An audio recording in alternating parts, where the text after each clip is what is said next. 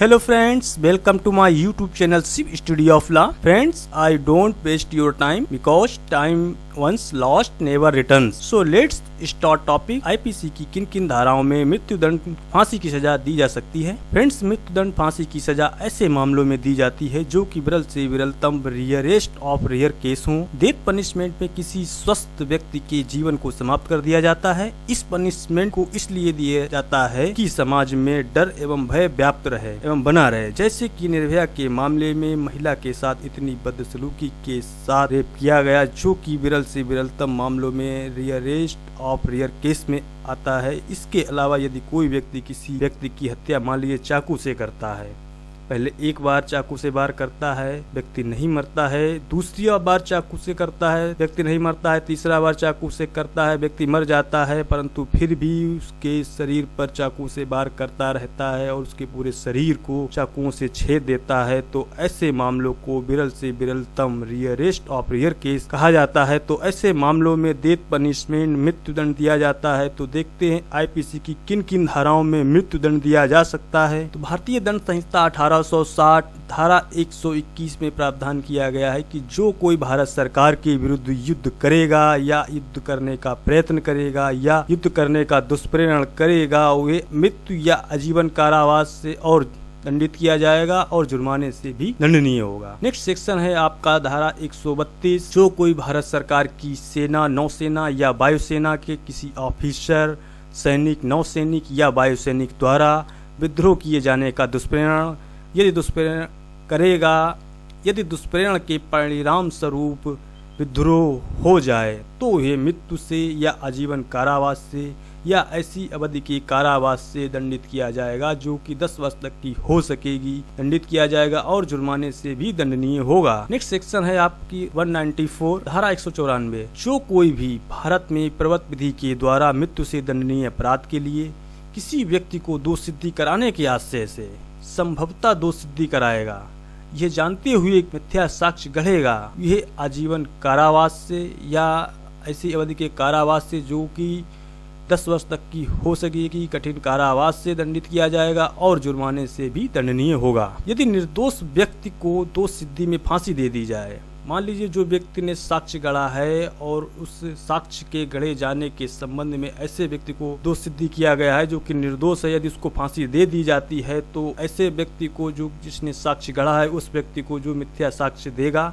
उसे मृत्युदंड या जो कि पूर्व में वर्णित दंड जैसे कि आजीवन कारावास या 10 वर्ष तक का कठिन कारावास का दंड दिया जा सकेगा। नेक्स्ट सेक्शन है आपका 302 धारा 302 हत्या के लिए दंड। जो कोई हत्या करेगा ये मृत्युदंड से या आजीवन कारावास से दंडित किया जाएगा और जुर्माने से भी दंडनीय होगा। नेक्स्ट सेक्शन है आपका 303 धारा 303 आजीवन सिद्ध दोष द्वारा हत्या के लिए दंड। Friends, very very important section है। ये पूरी आईपीसी में एक स्पेशल सेक्शन है कि जिसमें सिर्फ ओनली डेथ पनिशमेंट ही दिया जाता था। इस धारा को मिट्ठू सिंह बनाम पंजाब राज्य के मामले में असंवैधानिक घोषित किया जा चुका है। अब इस धारा का प्रभाव समाप्त हो गया है। नेक्स्ट सेक्शन है आपका 305 धारा 305। धारा 305 में ये प्रावधान किया गया है कि शिशु या उन्मत्त व्यक्ति की आत्महत्या का दुष्प्रेरण, ऐसा कोई भी व्यक्ति ऐसे व्यक्ति को जो कि 18 वर्ष से कम आयु का है, उन्मत्त है या चित्त विकृत व्यक्ति है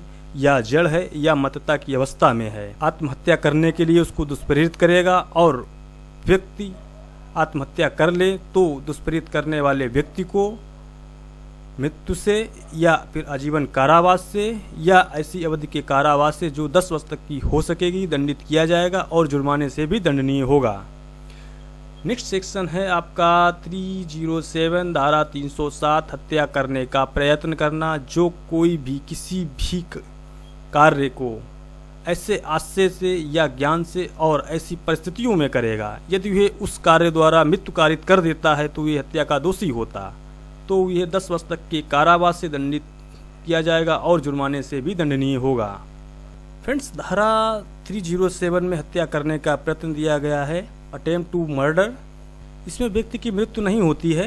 धारा 307 का एग्जाम्पल को समझाते हैं। इसे ये है, एक कोमल वयस्क शिशु की मृत्यु करने के आशय से उसे एक निर्जन स्थान में आरक्षित छोड़ देता है। इन्हें इस धारा द्वारा परिभाषित अपराध किया है। यद्यपि कि परिणाम स्वरूप उस शिशु की मृत्यु भले ही ना हुई हो, फिर भी वो उसके अंतर्गत दंडित किया जाएगा, जो कि 10 वर्ष तक के कारावास से और जुर्माने से भी दंडनीय होगा। आजीवन सिद्ध दोष द्वारा प्रयत्न इस धारा में वर्णित अपराध करने वाला कोई भी व्यक्ति, यदि वो आजीवन कारावास के दंडादेश के अधीन हो, तब यदि उपहति कारित हुई हो तो यह मृत्यु से दंडित किया जाएगा। नेक्स्ट सेक्शन है आपका 364A धारा 364A मुक्ति धन इत्यादि के लिए व्यापहरण। जो कोई किसी व्यक्ति का व्यापहरण या अपहरण करता है अथवा ऐसे व्यापहरण या अपहरण के पश्चात किसी व्यक्ति को निरुद्ध करता है और ऐसे व्यक्ति की मृत्यु या उपहति कारित करने की धमकी देता है अथवा अपने आचरण द्वारा या ऐसी युक्त आशंका उत्पन्न करता है कि ऐसे व्यक्ति की हत्या या उपहति कारित की जा सकती है अथवा ऐसे व्यक्ति को मृत्यु या उपहति सरकार को या किसी विदेशी राज्य या कि अंतर्राष्ट्रीय संगठन अथवा किसी अन्य को किसी कार्य को करने के लिए व्रत रहने के लिए अथवा मुक्ति धन अदा करने के लिए बाध्य करने के उद्देश्य से कारित करता है, तो ये मृत्यु दंड से या आजीवन कारावास से दंडित किया जाएगा और जुर्माने से भी दंडनीय होगा। नेक्स्ट सेक्शन है आपका 376A धारा 376A। जो कोई धारा 376 की उपधारा 1 उपधारा 2 के अधीन दंडनीय कोई अपराध करता है और ऐसे अपराध के दौरान ऐसी कोई क्षति पहुंचाता है जिससे कि स्त्री की मृत्यु हो जाती है या उस स्त्री की दशा लगातार विकटशील हो जाती है, जैसे कि निर्भया के मामले में हुआ, तो ऐसी इस अवधि के कठोर कारावास से, जो कि 20 वर्ष से कम नहीं होगी किंतु आजीवन कारावास तक हो सकेगी, या मृत्युदंड से दंडित किया जाएगा। यदि स्त्री की दशा लगातार विकटशील हो जाती है और उसकी मृत्यु हो जाती है तो उसको मृत्युदंड से दंडित किया जाएगा। यदि स्त्री की दशा सही रहती है और उसकी मृत्यु नहीं होती है तो कम से कम 20 वर्ष या आजीवन कारावास तक उसको दंडित किया जा सकता है।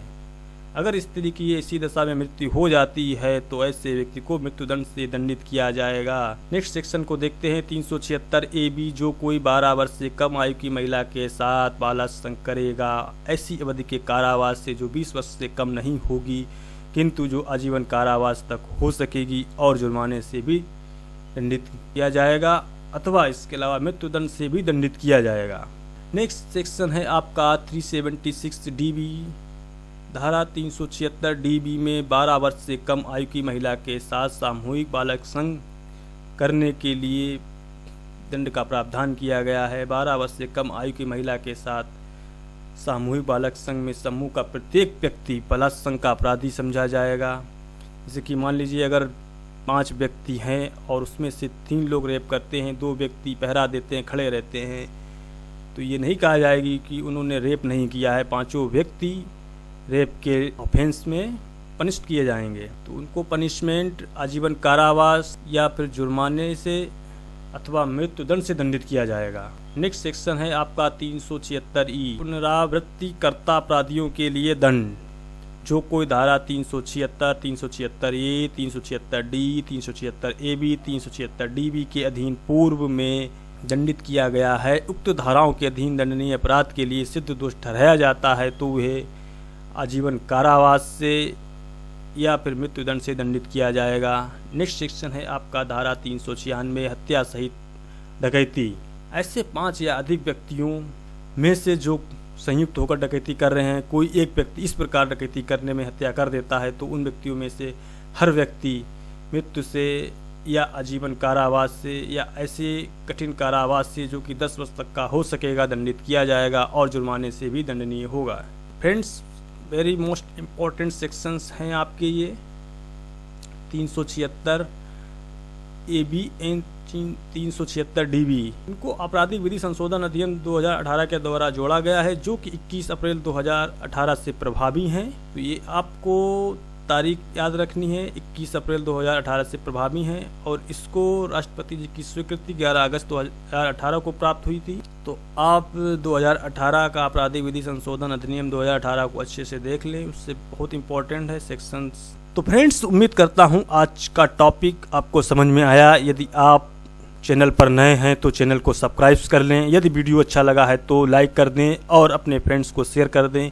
यदि आपने चैनल को सब्सक्राइब कर लिया है तो बेल आइकन को प्रेस कर लें, जिससे आपको अगली वीडियो का नोटिफिकेशन सबसे पहले प्राप्त हो। तो देखते रहिए अपने favourite YouTube channel Shiv studio of law को और जानते रहिए अपने देश के कानून को। तो मिलते हैं आपसे नेक्स्ट सेगमेंट में, तब तक के लिए bye bye and take care. जय हिंद, जय भारत।